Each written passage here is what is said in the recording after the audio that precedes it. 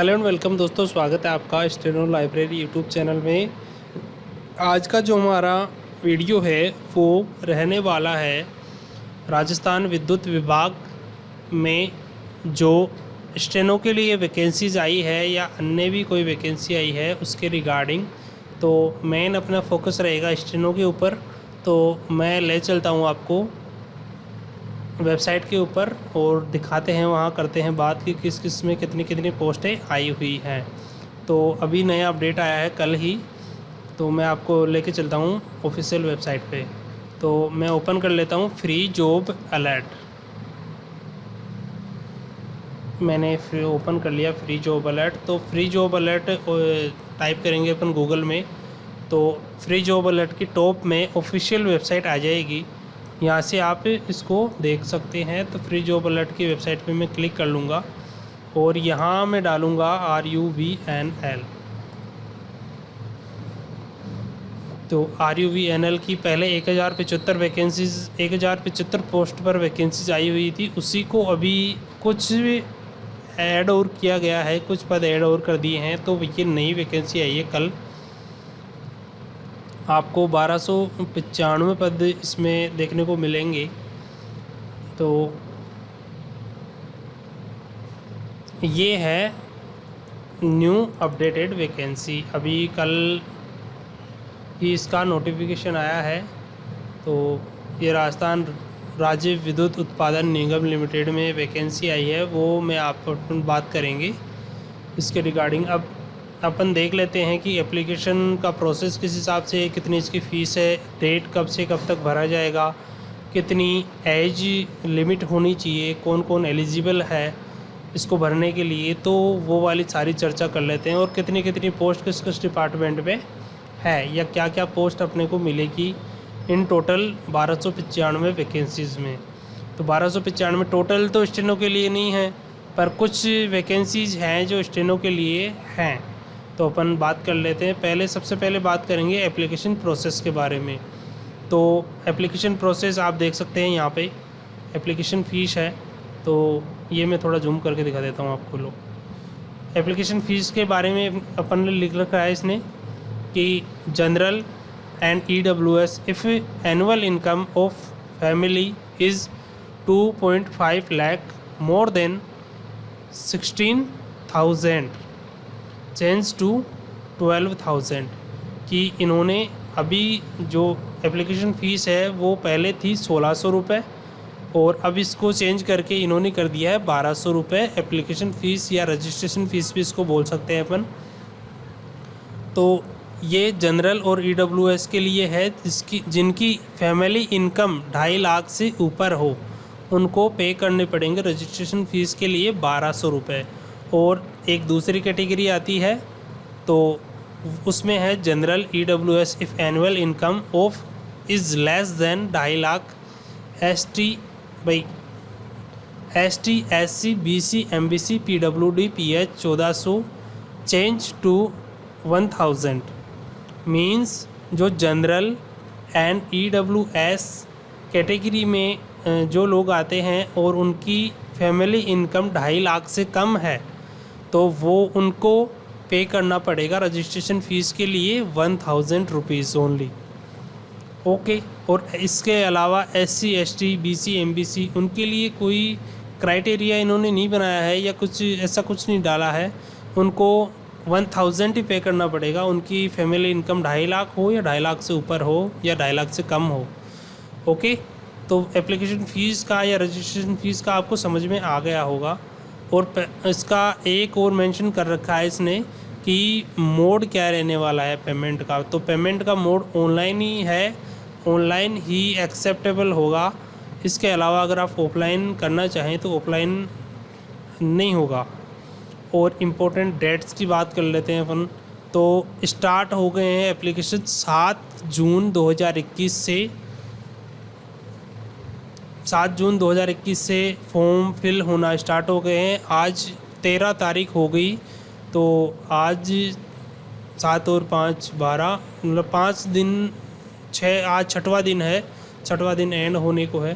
तो आज 6 दिन हो गए। मैं तो आपको सजेस्ट करूंगा कि आप जल्दी से जल्दी अगर तैयारी कर रहे हैं तो जल्दी से जल्दी फॉर्म भर लीजिए, क्योंकि लास्ट डेट बिल्कुल नज़दीक है। 21 तारीख की इसकी लास्ट डेट है।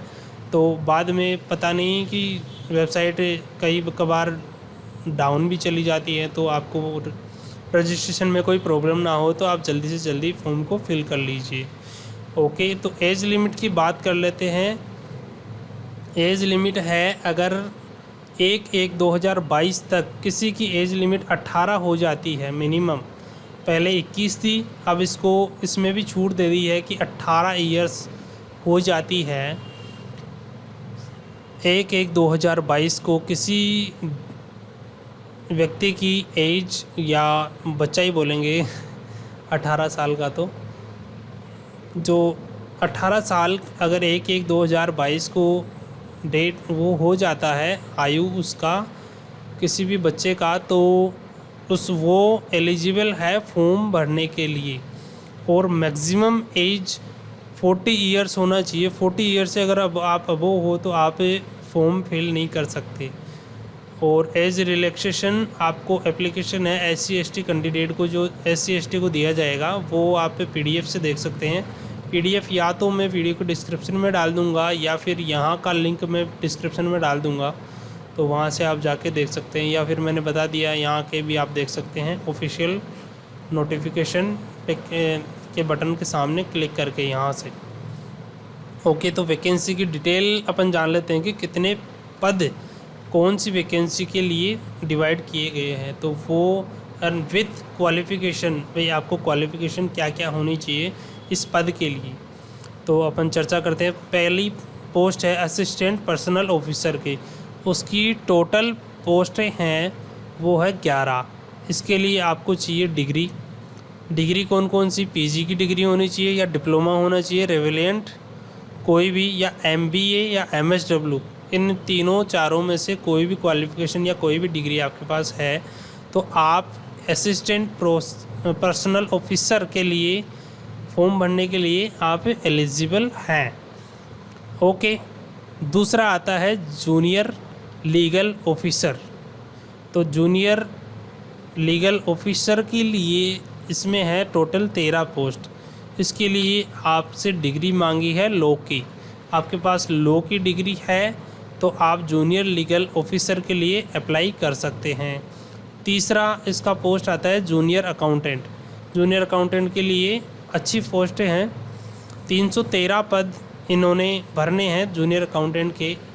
इसके लिए आपको क्वालिफ़िकेशन चाहिए, डिप्लोमा चाहिए CS इंजीनियरिंग का, डिग्री चाहिए कॉमर्स की डिग्री होनी चाहिए, या BA किया हुआ होना चाहिए, IPCC होना चाहिए, MBA, MCOM, CA, ICWA, CS या RSCAT, इनमें से कोई भी आपके पास अगर डिप्लोमा या डिग्री है तो आप एलिजिबल है जूनियर अकाउंटेंट का पोस्ट पे अप्लाई करने के लिए। ओके, अब बात कर लेते हैं स्टेनोग्राफ़र की। तो स्टेनोग्राफ़र के लिए इसने 38 पोस्ट इनको लेना है, 38 स्टेनोग्राफ़र इनको लेना है। ओके, तो इसके लिए क्वालिफ़िकेशन चाहिए डिप्लोमा CS CA का, या IPCC, MBA, MCOM, CA, ICWA, CS या RSCAT, इन तीनों चारों में से कोई भी अगर आपके पास डिग्री है। RSCAT तो ओबियसली सबको ही करता है आजकल, तो RSCAT से आप इसको अप्लाई कर सकते हैं। RSCAT भी आपने किया हुआ है, या आपके पास क्वालिफ़िकेशन MCOM या CA CS वगैरह अगर आपके पास नहीं है तो आप RSCAT के थ्रू भी अप्लाई कर सकते हैं।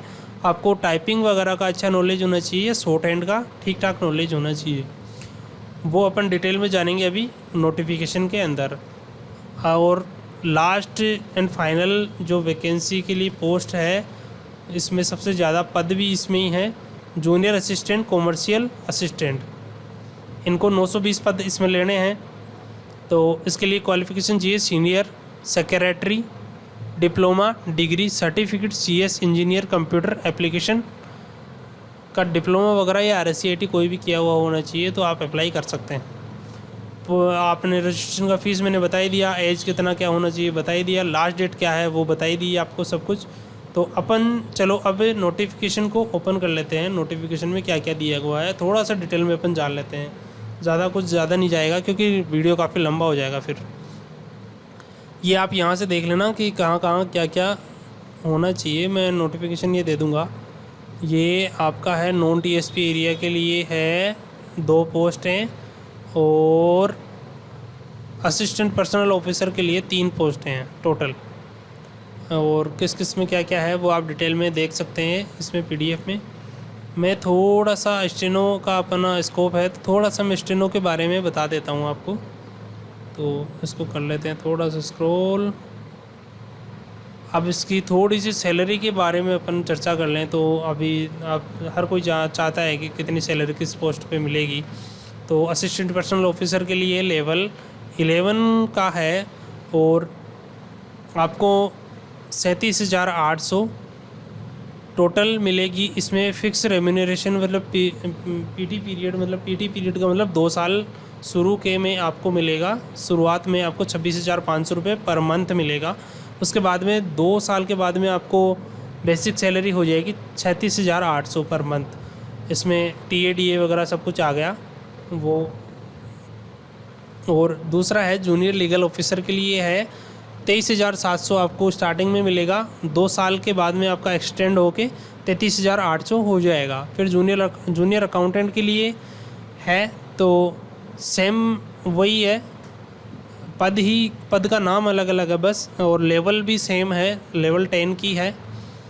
तो 23,700 इसके लिए, 33,800 फिर 2 इयर्स के बाद में। फिर स्टेनोग्राफर का अपन कर लेते हैं बात। तो स्टेनोग्राफर का भी लेवल 10 का है और सेम वही जो जूनियर अकाउंटेंट को या जूनियर लीगल ऑफिसर को वैकेंसी सैलरी मिलने वाली है वही स्टेनोग्राफर को भी मिलने वाली है। शुरुआत में 23,700 और बाद में 33,800। फिर लास्ट बात कर लेते हैं अपन जूनियर असिस्टेंट कॉमर्शियल असिस्टेंट की।